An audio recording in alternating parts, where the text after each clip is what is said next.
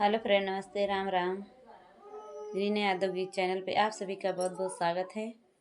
मैं आप सब बीच में एक बहुत प्यारा शिव जी के भजन गीत लेके आई हूँ। मेरा गीत कैसा लगा कमेंट बॉक्स में ज़रूर बताना। अच्छा लगे तो लाइक सब्सक्राइब शेयर ज़रूर करना। अपना आशीर्वाद दुलार जरूर देना दोस्तों। मेरे चैनल को ज़्यादा से ज़्यादा सपोर्ट करना। बहुत बहुत धन्यवाद। आप सभी को बहुत बहुत स्वागत है। धन्यवाद।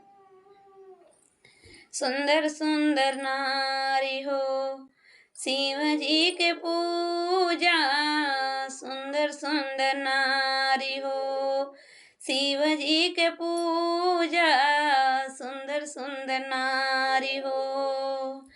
पहिला जन्म तोरी नागिनी के होई, पहिला जन्म तोरी नागिनी के होई।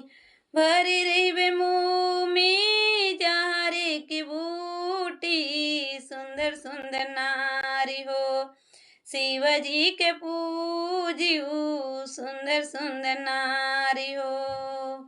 दूसरा जन्मा तोरी बिछिया की होई है, दूसरा जना तोरी बिछिया की होई है। भरी रही बुझार किलू की, दर सुंदर नारी हो शिव जी के पूजियो, सुंदर सुंदर नारी हो। तीसरा जन्मा तोरी कुकरी के होई है, देख भी सधुइया के रैया धई भूक्यू, सुंदर सुंदर नारी हो शिव जी के पूजियो, सुंदर सुंदर नारी हो।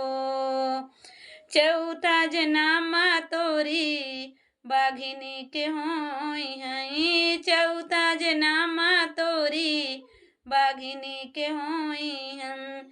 जेहि देखू खाई दौड़बू, सुंदर सुंदर नारी हो शिव जी के पूजऊ, सुंदर सुंदर नारी हो।